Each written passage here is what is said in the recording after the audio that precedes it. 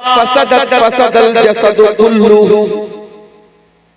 इंसान के शरीर में, इंसान के बदन में एक अंग ऐसा है, अगर वो अंग सही है तो सारा बदन सही है, वो अंग खराब है, वो हिस्सा खराब है, सारा शरीर खराब है, सारा इंसान खराब है।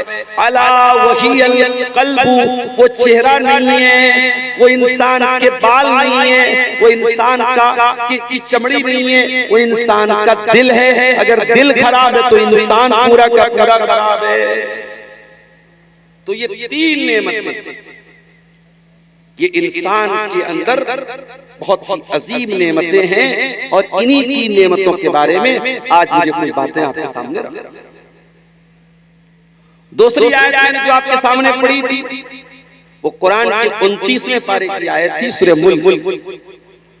कुल हुवल्लज़ी अंशअकुम वजअल लकुमुस-समअ वल अब्सार वल अफ़इदत क़लीलन मा तशकुरून।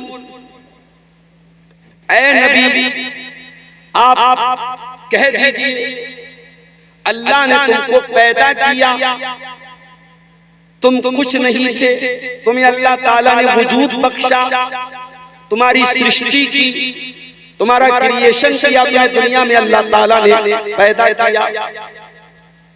वजअल लकुमुस-समअ, और अल्लाह ने तुम्हारा कान बनाया, वल अबसार, आंखें बनाई, वल अफ़इदा, और दिल बनाया, क़लीलन मा तशकुरून, लेकिन तुम अल्लाह का बहुत कम शुक्रिया अदा करते हो।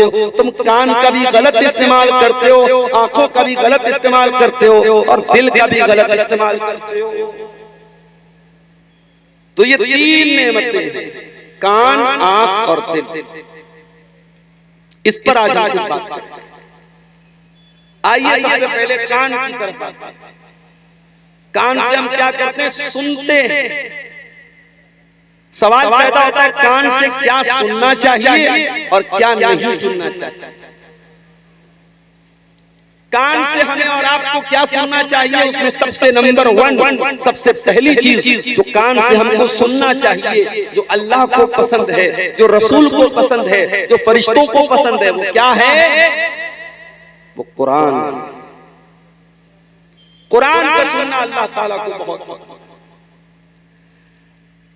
इसीलिए अल्लाह कुरान में बार बार कहता है कि ऐ मेरे बंदो, व इज़ा कुरियल कुरान फस्तमिऊ लहू व अंसितू, जब कुरान पढ़ा जाए तो गौर से सुनो और खामोश रहो। लअल्लकुम तुरहमून, ताकि तुम पर रहम किया जाए। गोया अल्लाह ताला कुरान को सुनने का हुक्म दे रहा है। ये अलग बात है कि हम और आप दिन रात आज गाने तो सुन रहे हैं, म्यूजिक तो सुन रहे हैं, नाच गाने तो देख रहे हैं और सुन रहे हैं, मगर कुरान को सुनने का हमारे पास टाइम नहीं है। और न कुरान को सुनने के बाद हमारे दिल के अंदर, हमारे हृदय के अंदर कोई परिवर्तन होता है, कोई चेंजिंग होती है। कुरान कोई मामूली किताब तो नहीं है मेरे भाई। लौ अंज़लना हाज़ल कुरआन अला जबलिन लरअयतहु खाशिअन मुतसद्दिअन मिन खशियतिल्लाह। अल्लाह कहता, अगर इस कुरान को हमने किसी पहाड़ के ऊपर उतारा होता तो पहाड़ भी अल्लाह के खौफ से चूर चूर हो जाता, रेजा रेजा हो जाता, टुकड़े टुकड़े हो जाता। अगर पहाड़ कुरान करीम के ताकत को और कुरान करीम के असर को सहन नहीं कर सकता, तो ऐ इंसानों, तुम्हारे दिल की क्या औकात है? तुम्हारे सीने का जो दिल है ये तो बहुत मामूली सा दिल है। अगर इस दिल पर कुरान की चोट लगेगी तो दिल जरूर बदलेगा, दिल पर जरूर चेंज। फुज़ैल इब्न अयाज़ नाम का एक डाकू है जिसका काम है डाका डालना। वो लोगों को लूटता है, मारता है, लोगों का माल छीन लेता है। एक रात का वाक़या है, फुज़ैल इब्न अयाज़ एक मकान की छत पर जाता है डाका डालने के लिए। रात का सन्नाटा, अल्लाह का कोई बंदा कुरान पढ़ रहा है, और कुरान पढ़ते पढ़ते अल्लाह का बंदा इस कुरान की इस आयत के ऊपर पहुंचता है। अलम यअनि लिल्लज़ीना आमनू अन तख़शा क़ुलूबुहुम लिज़िक्रिल्लाह। क्या अभी ईमान वालों के लिए वो समय नहीं आया, वो टाइम नहीं आया कि उनके दिल अल्लाह का कलाम सुन करके पिघल जाएं, नरम पड़ जाएं, कांपने लगे।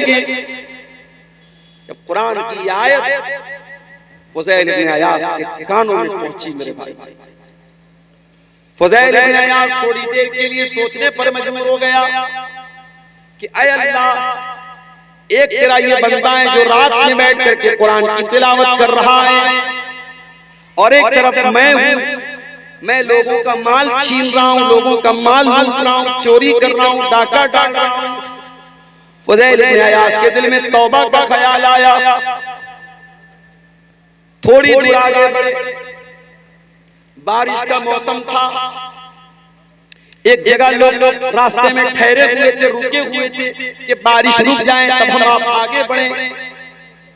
बारिश रुक गई, फिर भी कुछ लोग आगे बढ़ने को तैयार नहीं। किसी ने कहा कि चलो मौसम ठीक हो गया, आगे बढ़ते हैं। कहा कि नहीं, ये फुज़ैल इब्न अयाज़ नाम के डाकू का एरिया है, वो हमारा माल छीन लेगा, हमारा माल लूट लेगा, इसलिए हमें आगे नहीं बढ़ना चाहिए, हमें यहीं पर स्टे करना चाहिए। फुज़ैल इब्न अयाज़ ने जब ये सुना तो कांप गया। कहा अल्लाह, मैं इतना बुरा हूं, तेरे बंदे मुझसे डरते हैं, मेरी वजह से वो रातों को सफर नहीं करते हैं। अल्लाह, मैं वादा करता हूं कि आज के बाद मैं चोरी बंद कर दूंगा, डाका बंद कर दूंगा, और अपने आप को अल्लाह तेरी इबादत में लगा दूंगा। और वो दिन था, फुज़ैल इब्न अयाज़ वहां से सफर करके मक्का आते हैं और खाने काबा के पास अपना बसेरा कर लेते हैं, और रात दिन उनका काम अल्लाह को याद करना और अल्लाह की इबादत करना और अल्लाह के आगे सजदा करना।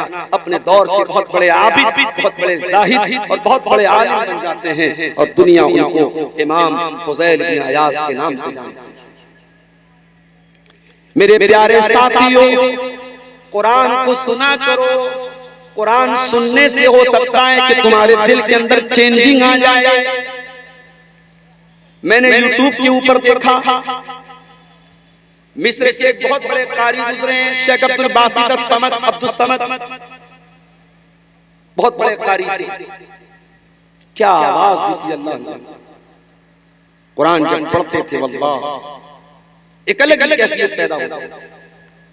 कारी अब्दुल बासित साहब कुरान पढ़ रहे हैं, यूट्यूब पर मैंने कमेंट में देखा, गैर मुस्लिम कहता है I am non Muslim, I am Hindu, I don't know about Quran but I love your voice. कहता है कि ऐ कारी अब्दुल बासित, मैं गैर मुस्लिम हूँ, मुझे अरबी जबान नहीं आती, मैं कुरान को नहीं जानता, मगर तेरे मुंह से जब कुरान को सुनता हूँ तो बड़ा अच्छा लगता है।